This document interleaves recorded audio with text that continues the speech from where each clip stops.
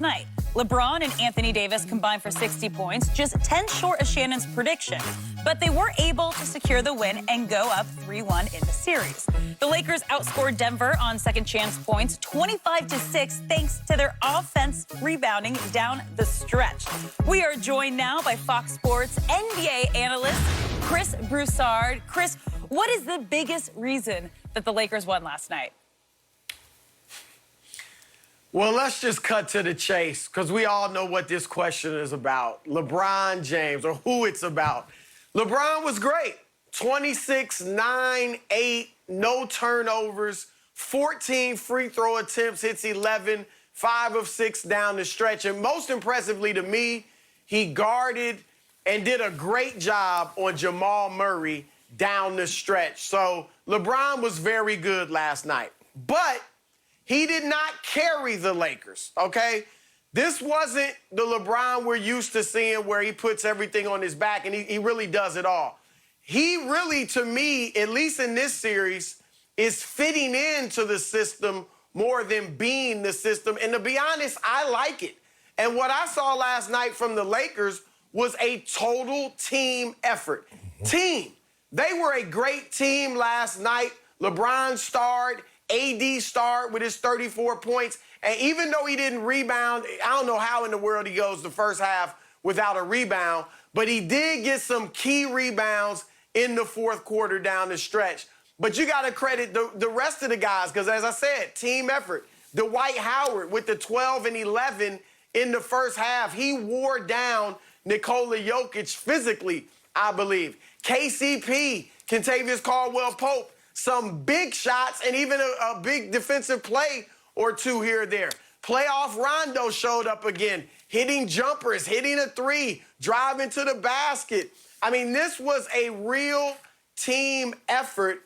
And so I just think it was the Lakers team. LeBron was good, AD was good, but they were a great team last night.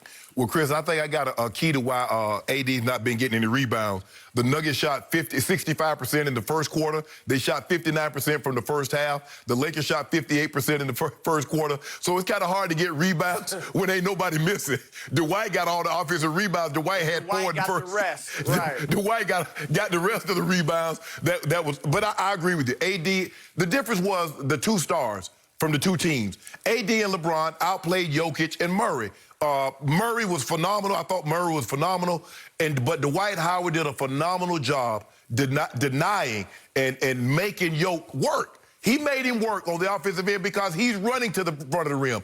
He's crashing the offensive board, and he got a lot of putbacks. And the thing is, he's crafty. You don't win 3 defensive player of the years by accident. He's on one side, and they pass him that side. The next thing you know, Dwight's on the other side. So he's constantly annoying Jokic, making it work on both ends of the court. And I thought down the stretch, it wore on Jokic. Jokic looked tired. And also, give Rondo. Rondo's been phenomenal in this series. We know playoff Rondo, but he's making passes. He's cutting to the basket. He's making big shots. You know, the shot clock winding down, Chris, and he hits that big three. In the fast break, he pulls up. Nobody guards him at the top of the free throw line. He hits that jumper. KCP with the timely threes. But I don't need to say nothing. My guy, Go James. Now, Chris Broussard, the guy you voted for Defensive Player of the Year and the MVP, he turned down an assignment on Jimmy Butler in Game 1. Butler was going crazy. He wanted no parts of it. Them two wing defenders that you have called on this show the greatest since Pippen and Jordan didn't want this assignment. They could do nothing with Jamal Murray in the second half, and let alone the fourth quarter. My guy, 35 years of age, got a birthday in about 4 months, about to be 36. 17 years with a lot of wear and tear on those legs. Took the assignment on the 25, 26-year-old Jamal. He might not be yet that old. On Jamal Murray. I need some kudos to my guy. I need his flowers now. I need them flowers now, Chris Broussard. Props. Props. He was great. Okay. The defense, I was impressed.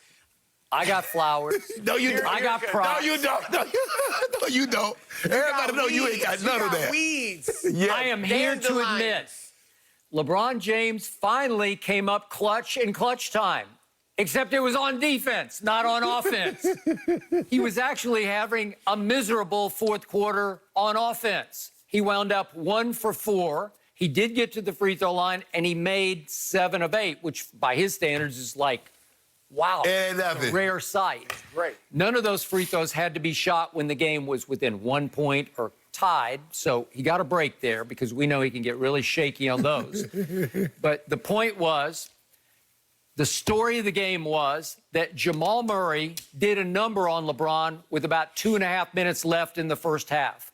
It was another trick shot from Jamal Murray, and he deked LeBron because LeBron thought he had him dead to rights with a block, if we could see it. And at the last second, whoops, he pulled the string on him, and he went up and under, and LeBron blocked nothing but air, and Jamal off the glass hit nothing but net. It was another display of a rising superstar who, in the end of the game, was not a superstar, but he can pull off shots like that. I believe it stung LeBron because he got sort of reverse posterized. I think he went to the halftime locker room, Nuggets still hanging around. Only a 5-point game, and I believe LeBron brooded at halftime, gritted his teeth, and said, I got to wipe that off my resume. I got to get even for that. And to his credit, he told Vogel, with about 5.5 minutes left, I got him. It's a big deal. I am with you. But remember, he is 6'9" versus 6 feet 4 inch Jamal Murray. But you got to have enough left in your tank. You got to have enough left in your legs that you can, as you say, sit in that chair. And he sat. So let's see the tape of what happened. The first time Jamal drives left, LeBron got his body up into him, and they called a foul. And Frankie V was outraged over it and challenged it and lost the challenge. So Denver got to inbound the ball. So here it goes again. And LeBron says, I got him. I'm going to run across the picks. I got him. And he just jumped right in his face and made Jamal give it up too quick. And it was a bad pass. Markieff got a hand on it. And here comes Rondo to KCP. Kaboom. That was a big shot. That was a KCP shot. Here we come again. Here's the drive.